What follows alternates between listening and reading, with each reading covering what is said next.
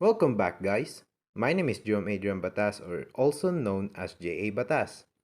I'm the Wattpad author of the epic fantasy series The Archipelago, featuring the first book, Blood and Gold. If you wanted to read the book, the link is in the description. Chapter 4.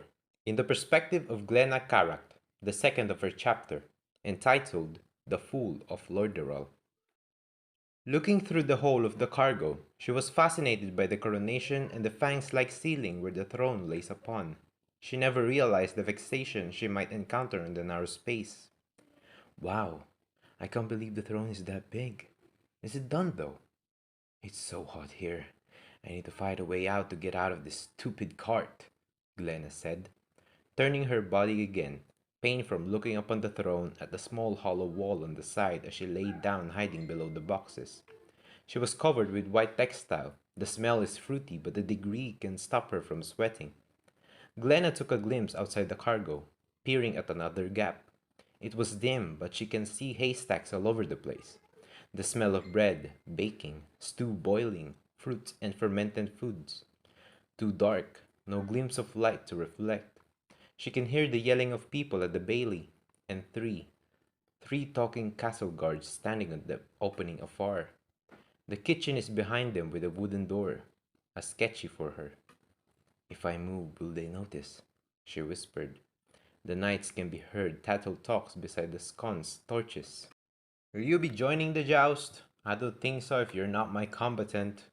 I'd rather be on that bat riding thing, if you know what I mean. The exchanges of laughter echoes in the dark hallway beside the curtained wall, near outside the main bailey. The creaks. She stepped off the box's inner floor wagon and can be heard luckily only by her ears. Quickly as possible before the maid and cooks get ingredients for their recipes to be served behind schedule, cobwebs put glue in every direction, steering the walls for any hindrance on her path. She was strolling. Wherever she finds something a maybe door to go to or an exit to escape to, she will go. I should have stayed home, she whispered again, on her own thoughts. Breathing heavily, she came down steps, nearly tripped the dredged stone stairs. Can't see anything walking somewhere reflected by the body of darkness blocking the route. Boiling, she heard, boiling of something gooey, thicker than a stew.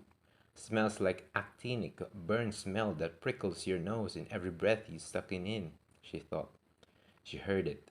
Something's down here. The odor of lavender she smelled early in the morning is now the conflicting one, dreading her nostril stinks. As she gets closer, desperate to be gone from the darkness, she begins to tolerate the smell by covering her mouth as well as the nose with both hands. Murmuring of a dead soul-like voice she can hear clearly through her mind. Am I chained by a ghost? They're everywhere. Step away. Darkness. Step close. Fearfulness. She thought and thought. Over and over she mouthed as she steps in the vicinity, gathering her prowess spirit into the cold mist, the terror enfolding her whole body. Worse than earlier, untimely this morning in front of her house, that dark presence, a strong essence. Eerie. Now nothing. There's never a something she can hear at a forthwith. The smell of fine powder. She was looking back, darkness crawling in her back, and never turning her eyes. Forges of torch fettered on the walls, it casted light upon the cold corridor, the puddles of water lying separated on the floor, wetting her sandals. But then, hey! There bumps a sound, the sound through the walls of a whispered shout by a small tone like a pancielo's voice. The sound of a man pitching, timbering his voice trying to sound like a woman, or something. A smile she can see at the dark, then the fear it pours, dragging oneself along to the floor into her feet. Heavy as seemed to be bound by a chain, running back at the darkness she saw nothing. The nerve she tries to attempt a using begone, and fear she can control tried to eat her soul whole. Don't run, little girl! The laughing at the dark-figured man chases her. Glenna started tearing up from her eyes, crying for her life as she runs through nothing but pure blackness of time. Help me! Glenna begins to panic. The darkness wolfed her. The torches are gone behind her, no more gossiping people can be heard, and a wooden door vanished from her eyes, but the fast incremental footstep of one's chasing her is bringing Glenna's hair with cold sweat on her terror-stricken face. She screamed atop of her lungs, turning her head back once more, where she once ignited her tranquility. There go her teary wet eyes by the cries came to shrivel. The torches appeared like a sudden. The darkness shrunk and died away as she turns her head forward into infinity. Hi there! Don't be scared. I have a surprise for you, something behind us said to her. The beauty of one's weapon is enough to win the eyes of many crowds. She remembered that sound. She remembered the words. An entity is drawn from the edge of the wall far down the corridor, seemingly showing the multicolored glowing swords floating in the current of air, exuding with magic within it. Lighten. The sky floated the light as if it calls the attention of the sunshine. She's the only thing that can be seen in the darkness at the further side, her legs at the floor, a head gazing towards the long hallway. It was so sudden, shock still wrecking her guts, struggling to get on to her bare, shivering feet. A cloud of glitter like dust blew up from behind, morphing as it sounds, and she felt bearing, breathing in the wake of the darkness. A man with blue cape and skinny black red checkered trousers, clothed with the blue and yellow motley of a figure, appeared after her very eyes. A tall, colorful masked jester, gazing with a dreadful smile.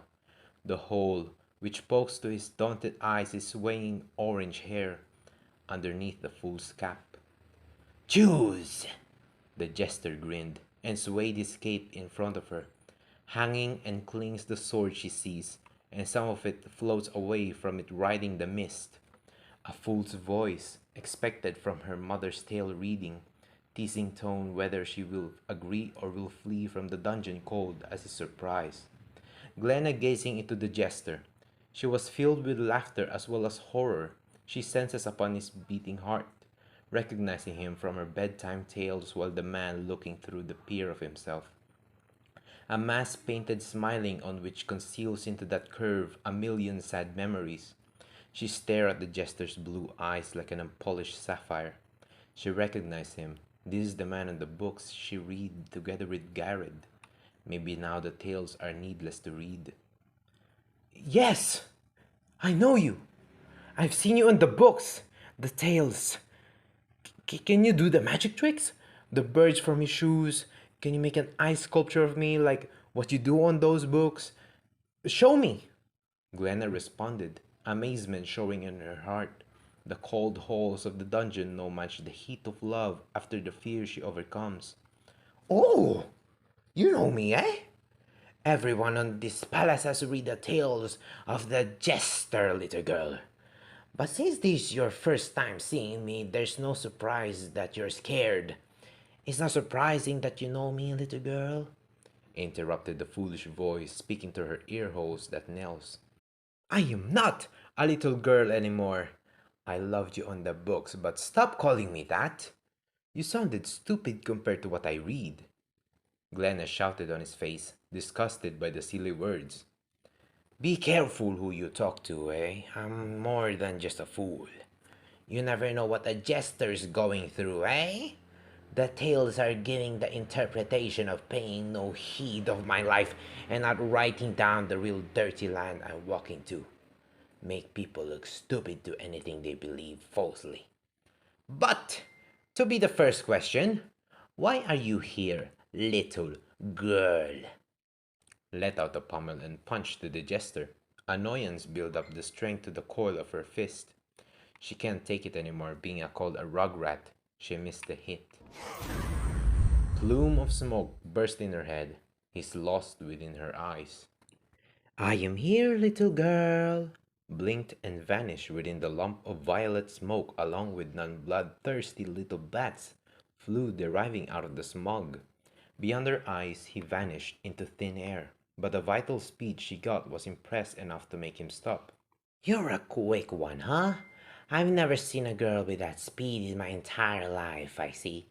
You deserve something that nobody has ever had in the grip of their gloves or in their hand. when they fight. Let me ask you something first and listen to me when I talk, okay?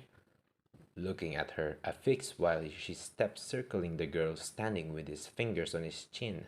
From behind, look as thou thinking about something ominous or rather a reward. She was speechless, can't say anything about what happened. The realization hit her in the way of seeing real magic in her view, visible within her eyes. Oh, why, eh? Why are you here? Did your mother tell you that never a kid should be in a palace, yes? That car you hang into that had two drunken imbeciles trying to inflict pain to you. What a gorgeous little girl giving a nut smack to the nincompoops, eh? Fighting for her life just to disobey one's parents, I see. You is that girl. Glenna's confusion and astonishment cannot fall into her heart as she stands there, cannot move a single muscle by her fear. How did he know all of this? She thought. Ooh, good question, my little friend. My but not to mention that I can hear one's thoughts through their heads. Everything you think is I can hear. Eh? I know who you are from bottom to top, and it only takes one simple assiduousness. Then I can see a person's destiny and what a person can imagine. Glenna was baffled. She never saw sorcery never be forgetting like that before on a person who's only known to fool and make everyone laugh inside a nobleman's house, or on a court, or on the public. Magic only exists on their tales, it says. Maybe not anymore. His existence lay moving beyond her frame of mind. I guess the tales are true. Oh, true, exactly, Glenna whispered. How many times you said that, girl? Yes, yes, okay. The tales are true. I mean real. No tales anymore for it to be true, okay? In front of you is the jester that never wanted to be seen by everyone. Period. She noticed that he still sounds silly, even if he tried to be a sequence of about himself.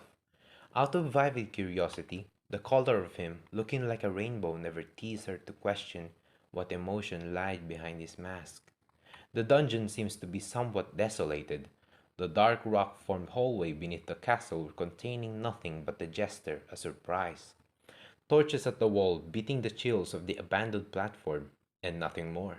Unanticipated, she spat out a question from her rowdy mouth. You told me to pick a weapon, right? You said I deserve it. How in the gods above knows that? Do I deserve a weapon like this?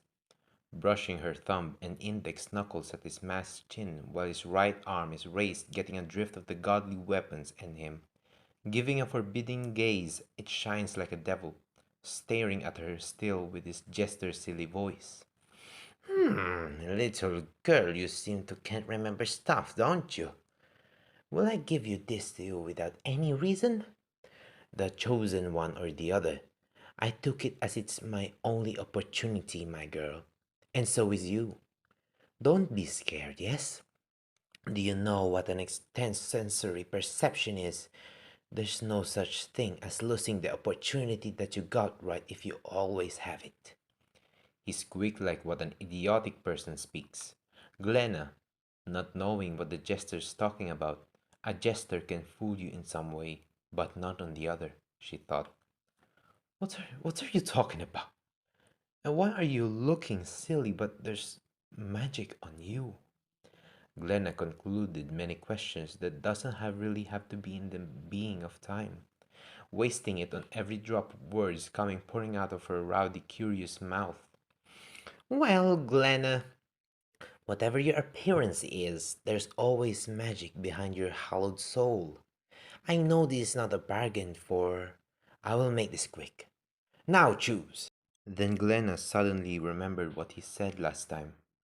I can hear one's thoughts through their heads. I know who you are from bottom to top, and it only takes one simple assiduousness.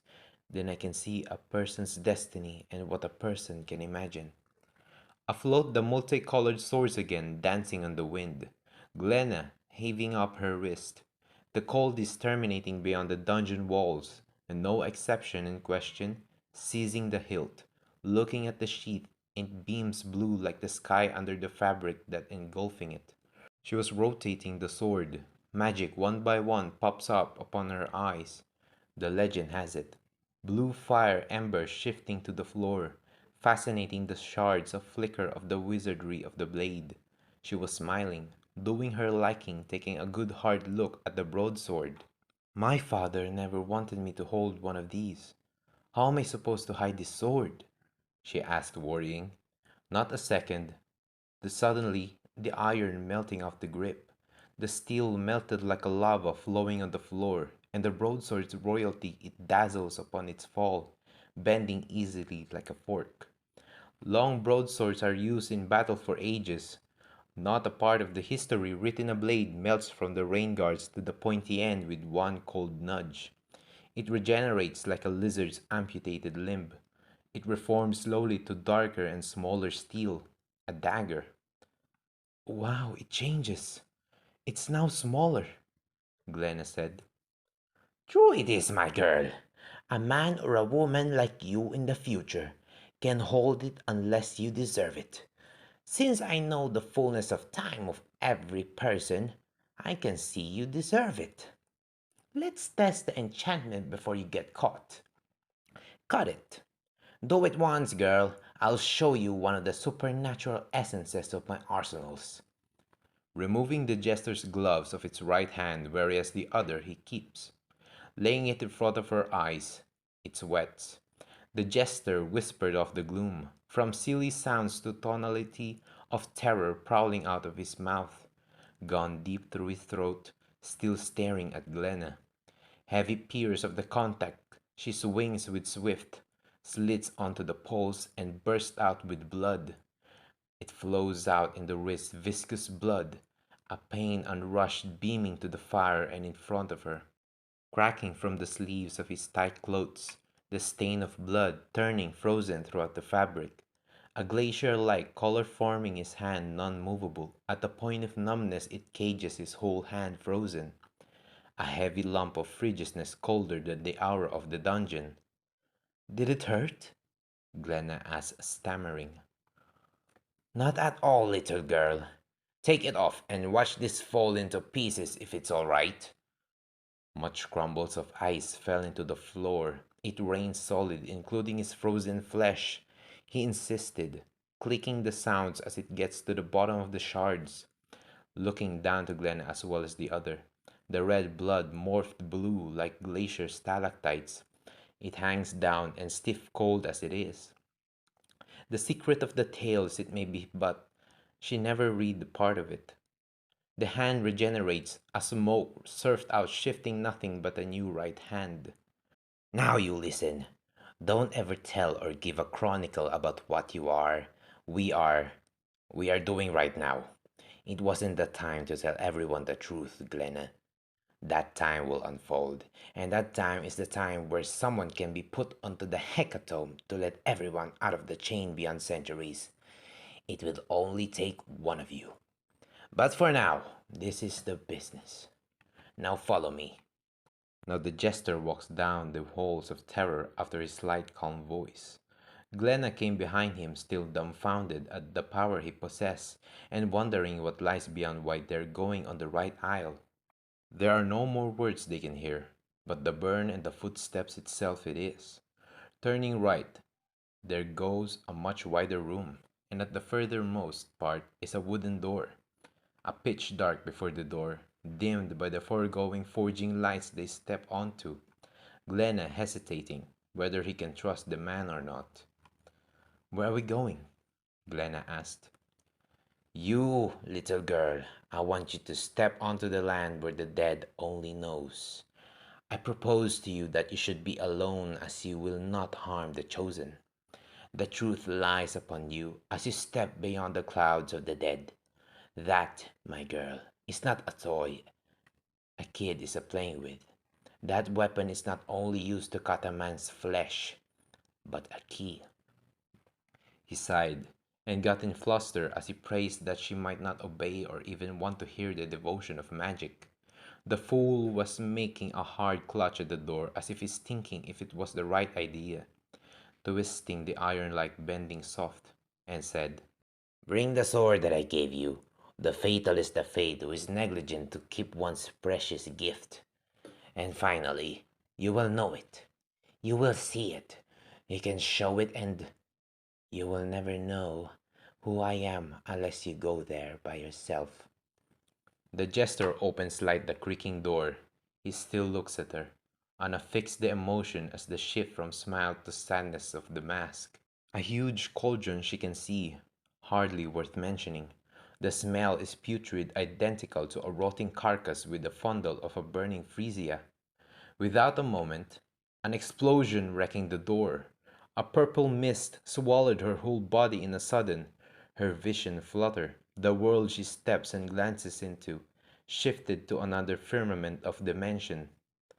There, the starlight she saw and a huge mass of eyes staring down at her.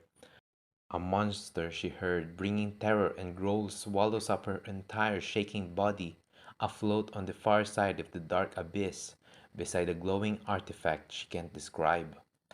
There she saw bubbles, corals dancing surrounds her. Where she was, unexplainable. "I can't speak," shouting from the heart cannot throw from her mouth.